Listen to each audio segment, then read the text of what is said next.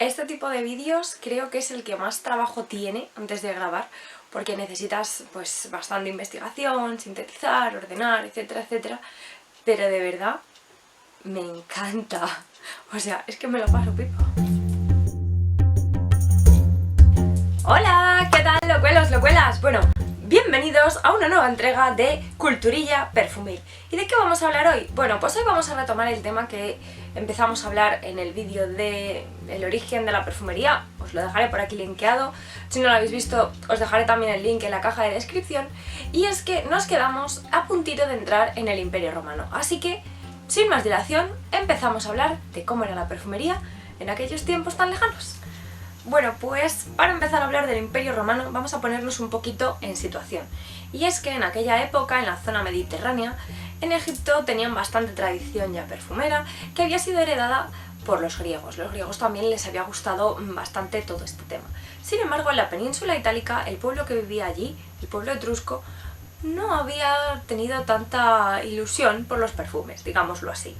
Sí que es verdad que se conservan frascos donde guardaban cosméticos, frascos hechos además con cerámica de puchero, pero no hay ningún vestigio de que la perfumería en sí les atrayera demasiado. Era un pueblo muy tranquilo, un pueblo que se dedicaba más a la ganadería, al cultivo, etc. Pero cuando empezaron a meterse en guerrillas, empezaron a tener bastantes victorias militares, la cosa ya cambió. Se expandió y eso fragó lo que viene siendo el Imperio Romano, que después conquistó media Europa. Pues bien, en ese momento es cuando este pueblo etrusco, los primeros romanos, empezaron a tener más contacto con griegos, con colonias griegas, con comerciantes. ¿Y qué les pasó? Pues les pasó como a nosotros, que empezaron a ver lo que era la perfumería y eso les requete encantó. Les gustó tanto que fue una expansión brutal de la perfumería como no se había visto antes en la historia, y les gustó tanto que si bien hoy tenemos a Francia como la cuna de la perfumería, en aquella época lo era Grecia. Para ellos los perfumes griegos, los cosméticos griegos eran algo así como lo mejor. De hecho, es tan importante el perfume en esta cultura y todo lo que nos han dejado después a los pueblos mediterráneos, a Europa en sí, que incluso la palabra perfume viene del latín profumo, que viene siendo por el humo. Eso ya os lo expliqué en el vídeo anterior. Pues bien, con esta importancia que tenía el perfume, vamos a ir desgranando poquito a poco lo que era el perfume en la sociedad romana. En el Imperio Romano, el uso del perfume estaba totalmente extendido a todas las clases sociales. Y es que, aunque para Plinio era el lujo más superfluo que había, debido a que el perfume lo echas y se va, es fugaz, esto no impedía que desde el más pobre hasta el más rico los utilizaran. Lógicamente cada uno cogía pues el que mejor le fuera a su cartera, pero para eso no había problema, porque tenemos nuestras propias tiendas perfumeras de la antigüedad, que son las tabernae unguentaria. En estas tiendas nosotros podíamos encontrar diferentes tipos de perfumes con diferentes precios, diferentes composiciones, diferentes aromas. Además, estas tiendecitas, estas tabernae unguentaria, se encontraban agrupadas en barrios, es decir, como en los gremios medievales, el gremio de curtidores, de canteros, etcétera, que están todos juntitos, pues en Roma pasaba lo mismo. En este caso, el barrio perfumil, el barrio por el que me encantaría haberme dado un paseo, es el Vicus Unguentaria, y en este caso estaban regentados por familias que iban cediendo sus fórmulas de generación en generación. Entonces yo me imagino a la sociedad de la época yéndose de shopping, como hacemos hoy en día, entrando en una tienda y en otra, y aquí me voy a comprar este, y aquí me voy a comprar tal, y ahora voy a... O sea, imaginaos, es como que te parece súper raro, pero es verdad. O sea, aquí la perfumería era súper importante, o sea, vamos, yo creo que antes que quedarse sin perfume, se quedaban sin comer. Tremendo lo de los romanos. ¿Y a qué olían los perfumes de la época? Pues bien, los perfumes de la época se formulaban en base a dos componentes.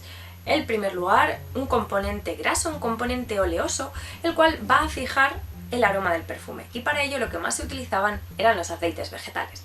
Aceite de ricino, de oliva, de almendra, de todo lo que os podáis imaginar, pues ellos lo utilizaban. De hecho, la almendra era muy preciado porque tenía un gran contenido de ácidos grasos y eso ayudaba a que el perfume fijara más. ¿Os acordáis eso que decíamos de poner grasa, poner vaselina? Grasa no, crema o vaselina para que el perfume se agarre. Pues esto es lo que hacían los romanos. ¿Veis? O sea, no es algo nuevo de ahora. Esto ya lo conocían nuestros antepasados. Madre mía, que lo de la Edad Media nos hizo polvo, la verdad. Me encantaría saber, un inciso, me encantaría saber lo que hubiera sido del mundo si no hubiéramos tenido la oscuridad que tuvimos en la Edad Media. O sea, seguramente ahora estaríamos viajando por el espacio para ir a trabajar. No sé, algo increíble. Pero bueno, volvemos al tema perfumil. Y es que, aparte de este componente graso, tenemos un componente odorífero, ¿no? El componente que va a diferenciar unas composiciones de otras. Pues bien, en la época lo que triunfaba era el aroma de la rosa. Pero, aparte de la rosa, también utilizaban otras flores, como el iris, el narciso o incluso el nardo. Tenemos ahí la parte floral. No solo eso, también utilizaban especias, utilizaban notas orientales, ¿no?, que llamamos hoy en día, como la mirra, utilizaba también los inciensos, canela, azafrán, toda esa parte. Y además, no os olvidéis que el pueblo mediterráneo el pueblo romano es un pueblo mediterráneo, por lo tanto tenemos bastantes hierbas aromáticas y eso ellos también lo aprovechaban, utilizaban romero, tomillo, lavanda, etcétera, etcétera, etcétera. ¿Y cómo lo hacían? ¿Cómo mezclaban? Pues bien, había composiciones monotemáticas, ¿no?, de una sola nota, dos, pero también tenían composiciones súper complejas, de las cuales incluso ha llegado a nuestros días las fórmulas con cantidades concretas de cada ingrediente. O sea, aquí se lo curraban bastante.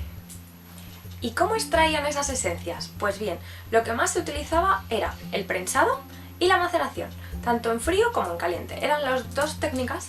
El prensado, aplastar, y la maceración, mezclarlo con grasas para que vaya dejando su aroma. Eso. Por cierto, ¿os interesaría un vídeo de métodos de extracción de esencias y esas cosillas? No sé, dejadlo en los comentarios, podría ser interesante. Pero bueno, ¿cuál es el gran avance que tiene el Imperio Romano respecto a los griegos?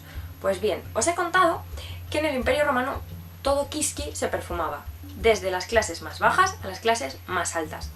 ¿Esto qué significa? Pues que tenía que haber perfumes de diferentes rangos de precio para poder adaptarse a unos mercados y otros, exactamente como pasa hoy en día.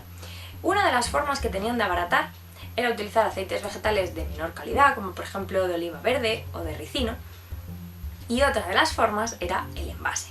Pues bien, los romanos fueron muy listos y sustituyeron los frascos de cerámica griegos, que son bastante más caretes, por el uso del vidrio.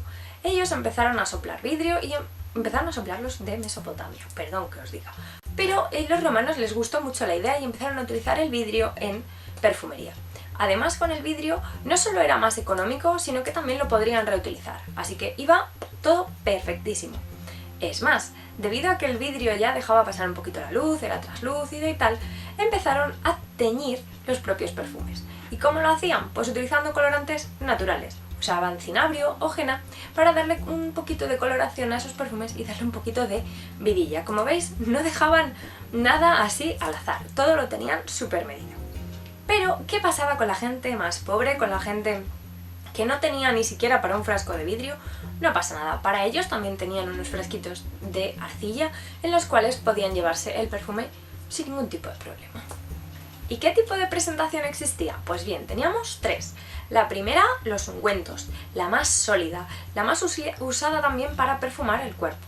Después tenemos una más oleosa, más líquida, que se utilizaba sobre todo para perfumar la vestimenta y también para dar masajes. Y por último, la presentación en polvo, la cual era aplicada con plumas de cisne por el cuerpo. Esta era más como de un retoquito de última hora, pues así. Pero, ojo, cuidado, que a mí esto me volaba la cabeza. En aquella época, las damas romanas, a falta de vaporizador, utilizaban a sus esclavas. O sea, les hacían llenar la boca de perfume y las esclavas las espurreaban el perfume como si fueran llamas. O sea, ahí... ¿Os imagináis esto? Raro es, ¿no? Raro es. En esta sociedad la importancia del perfume era tanto en lo público como en lo privado. Y es que en las casas estaba muy a la orden del día utilizar lámparas de aceite y utilizar aceite perfumado para no solamente dar luz, sino aromatizar el hogar. Además, la visita a los baños era algo prácticamente diario, súper habitual, y eran estos baños donde los deportistas se entrenaban y se ungían el cuerpo con aceites perfumados antes del ejercicio. O sea, mirad qué aspectos más diversos del uso del perfume. Por supuesto, este estaba presente en ritos, en ceremonias, en banquetes, en fiestas, en todo lo que os podáis imaginar estaba rodeado de perfume. No solamente de incienso, como pasaba sobre todo en las civilizaciones más antiguas, aquí ya hablamos de perfumes bastante más complejos. Y si hablamos de algún locuelo de la época, este fue el emperador Nerón. El emperador Nerón gustaba ampliamente de los perfumes y lo demostró de muchas formas. Por un lado, le encantaba perfumarse las plantas de los pies, lo cual, oye, me parece estupendo. En vez de oler a queso, olía a rosas. Perfecto, no hay ningún problema. Pero es que además, en su palacio de Roma, mandó instalar un techo abatible sobre el cual poder arrojar esencias, arrojar pétalos de rosa, etc., cuando se reunía con los invitados para perfumar toda la sala. O sea, imaginaos, estás cenando, ¿no? Tranquilamente, tú ahí comiendo, no sé qué, y empezar a volar pétalos de rosa. Madre mía, qué nivel. Pero no solo eso, cuando su esposa Popea falleció, estaba tan triste que quemó el equivalente a la cosecha de todo un año de incienso de Arabia. O sea, imaginad la de kilos y kilos y kilos y kilos de incienso que quemó este hombre. Así que, ¡guau! Pero bueno, esto no se queda aquí. Ya sabéis que tenemos mucha historia por delante y si os gustaría que os la fuera contando poco a poco, mejor así, ¿no? En vídeos un poco más cortos, pues dejádmelo en los comentarios, dadle un me gusta al vídeo y yo sabré que queréis que siga por aquí. Así que muchísimas gracias por estar aquí y nos vemos el próximo viernes. Así que hasta otra. ¡Chao!